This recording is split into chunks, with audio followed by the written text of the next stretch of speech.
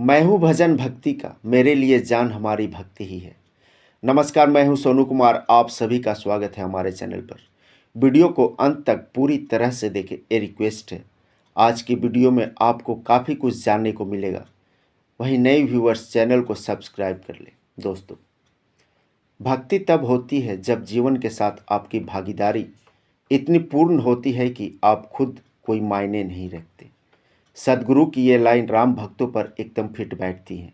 न जाने कितनों ने इस राम मंदिर का निर्माण के लिए अपनी ज़िंदगी दांव पर लगा दी। उन्होंने अपनी ज़िंदगी का मकसद भगवान राम को समर्पित कर दिया। और जहां आज से राम लाला कलयुग के लोगों की ज़िंदगियां संवारेंगे। वैसे कई खास चीज़ें रहीं पिछले 20 सालों से। कई दिव्य घटनाएं घटी, कई चमत्कार भी हुए अयोध्या में। सारी देवी देवता कल की राम के साथ उस दिव्य स्थान पर विराजेंगे। अयोध्या के राम मंदिर में नागर शैली वास्तुकला का उपयोग किया गया है। गर्भगृह में मकराना के मार्बल से सिंहासन तैयार किया गया है, जहां श्री राम विराजेंगे। ऐसा माना जाता है कि 2500 सालों तक किसी भी भूकंप का असर नहीं होगा। चाहे कितना भी शक्तिशाली भूकंप आ जाए, वह एक ईंट भी नहीं हिला पाएगा। यानी कलयुग की समाप्ति के बाद भी श्री राम मंदिर मौजूद रहेगा, क्योंकि भविष्यमालिका सहित कुछ ग्रंथों के अनुसार कलयुग कुछ ही दिनों का मेहमान है। मंदिर 76 फीट माफ कीजिएगा मंदिर 76 मीटर चौड़ा, 120 मीटर लंबा और 49 मीटर ऊंचा होगा। जब मंदिर का कार्य पूरा हो जाएगा तब यह दुनिया का तीसरा सबसे बड़ा हिंदू मंदिर होगा। अयोध्या में कई दर्शनीय स्थल हैं, जैसे राम जन्मभूमि, कनक भवन, नागेश्वरनाथ मंदिर, हनुमानगढ़ी, अयोध्या, गुलाबबाड़ी, त्रेता के ठाकुर इत्यादि। राम जन्मभूमि मंदिर का इतिहास रामायण में भी वर्णित है। कई जानकार यह मानते हैं कि भगवान श्री राम के बाद ऋषभ काल में अयोध्या फिर से बसी होगी। वह जैनियों के पहले तीर्थंकर थे और उन्हें आदिनाथ के नाम से भी जाना जाता है। हिंदुओं में ऐसी मान्यता है कि अयोध्या को तीसरी बार बसाने का श्रेय उज्जैन के राजा विक्रमादित्य को जाता है। प्राचीन काल में कई मंदिरों को क्षतिग्रस्त किया गया, जिसका जीता जागता उदाहरण आप एमपी के जबलपुर में देख सकते हैं, 64 योगिनी मंदिर में। ऐतिहासिक रूप से अयोध्या को साकेत के नाम से जाना जाता था, जो सभ्य भारत में 6ठी शताब्दी के दौरान एक महत्वपूर्ण शहर था। दरअसल बुद्ध के समय साकेत पर प्रसेंदी का शासन था, जिसकी राजधानी श्रावस्ती थी। राम की पैड़ी सरयू नदी के किनारे स्थित घाटों की एक श्रृंखला है। पौराणिक मान्यताओं के अनुसार श्री राम इसी पैड़ी से होकर सरयू में स्नान करने जाते थे। भगवान राम के 3 भाई लक्ष्मण, भरत और शत्रुघ्न थे, लेकिन बहुत कम लोग यह जानते हैं कि भगवान राम की एक बहन भी थी, जिसका नाम शांता था। भगवान राम के अपने निवास स्थान जाने के बाद, यानी जब श्री राम ने अपना शरीर सरयू नदी में त्याग दिया था, उसके बाद अयोध्या वीरान हो गई थी। लव और कुश ने श्रावस्ती और कुशावती में अपना स्थान ले लिया था। ऐसा माना जाता है कि प्रभु श्री राम के वंशज आज भी मौजूद हैं। राम के वंशज का राजस्थान से गहरा संबंध रहा है। ऐसा माना जाता है कि जयपुर में श्री राम के वंशज हैं। ग्रंथों के अनुसार कुश के वंशज की पीढ़ी आज भी चलती आ रही है।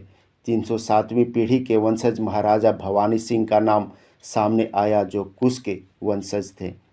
और अब 500 वर्ष के इंतजार के बाद अयोध्या में भव्य राम मंदिर बनकर तैयार हो गया। श्री राम अपने आसन पर विराजमान भी हो गए। 22 जनवरी यानी आज भगवान राम की प्राण प्रतिष्ठा पूरी हो जाएगी। रामलला की मोहक छवि वाली एक अद्भुत तस्वीर को सिलेक्ट किया गया, जिसमें रामलला के सिर पर मुकुट सजा है, हाथों में धनुष बाण है। उस मूर्ति में आपको आस्था और अध्यात्म की झलक दिखेगी। भगवान राम के मस्तक पर लाल तिलक लगा है। मूर्ति में सूर्य, ओम, गणेश, चक्र, शंख, गदा, स्वास्तिक और हनुमान जी की आकृति बनी हुई है। पैर की उंगली से ललाट तक रामलला की मूर्ति की कुल ऊंचाई 51 इंच है। मूर्ति का वजन 150 से 200 किलो है।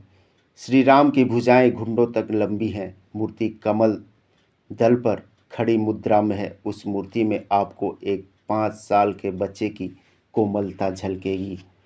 मूर्ति में उत्तर और दक्षिण भारत का समावेश बनाया गया है। उस मूर्ति में भगवान विष्णु के 10 अवतारों की झलक है। मत्स्य अवतार, कूर्म अवतार, वराह अवतार, नरसिंह अवतार, वामन अवतार, परशुराम, भगवान राम, श्री कृष्ण, 9वें बुद्ध अवतार और 10वें कल्कि अवतार। यहाँ पर गौर करने वाली एक बात है कि भगवान बुद्ध को कई हिंदू भगवान विष्णु के अवतार नहीं मानते थे, पर भगवान राम की ऐसी कृपा हुई कि अपनी मूर्ति में ही भगवान बुद्ध को स्थापित करके लोगों के भ्रम को दूर कर दिया। मूर्ति का सिलेक्शन चयन किसी और ने नहीं बल्कि खुद प्रभु श्री राम ने किया है और अपने साथ कल्कि अवतार को भी ले आए। भारत में ऐसी दूसरी कोई भगवान की मूर्ति नहीं है जिसमें कल्कि अवतार भी मौजूद हो। आज के पहले भारत में केवल एक ही कल्कि अवतार का मंदिर था, यूपी में, पर आज कल्कि अवतार खुद रामलला के साथ विराजमान हो गए। अब कोई नहीं कह सकता कि कल्कि अवतार नहीं आए हैं। भगवान राम खुद उनका हाथ पकड़कर लाए हैं। कलयुग का अंत जब होना है वह तो होगा ही, पर खगोलीय घटनाएं और प्राकृतिक आपदाओं से तो यही लगता है कि अब युग का यानी कलयुग का फिल्ट्रेशन चल रहा है। अब इससे ज़्यादा कलयुग क्या आएगा। आपने गोवा के मर्डर केस के बारे में सुना होगा, या अपने ही माँ कर देती है। ऐसे कई उदाहरण भरे पड़े हैं। एक तरफ ऐसे भी माँ है इस धरती पर जो बच्चे को जन्म देने के बाद 2-4 दिन सोती नहीं है, सिर्फ अपने बच्चों का चेहरा देखती रहती है, उसके अंदर अपनी ज़िंदगी देखने लगती है। जो भी व्यक्ति भक्ति अध्यात्म के मार्ग पर रहता है वह ऐसी नीच हरकत कभी नहीं कर सकता। ये वही लोग हैं जो दूसरे को दिखाने के लिए हाथों में अगरबत्ती और पूजा की थाल सजाती है। ऐसे दिखावे में नहीं रहे। आज भगवान राम का दिन है। मन में उत्साह लिए, दिल में भक्ति जगाए, हर्षो उल्लास के साथ भगवान राम का अभिनंदन करें, उद्घोष करें। श्री राम जन्म का एक दोहा है, जाकर नाम सुनत शुभ होई, मोरे गृह आव प्रभु सोई। परमानंद पुरी मन राजा, कहाँ बुलाई बजाऊँ बाजा। जय श्री राम, जय सिया राम। भगवान राम के साथ कल्कि अवतार का गुणगान करें। इसी के साथ आज की वीडियो यहीं समाप्त करते हैं। नए व्यूवर्स चैनल को सब्सक्राइब करके वीडियो को ज़्यादा से ज़्यादा शेयर करें।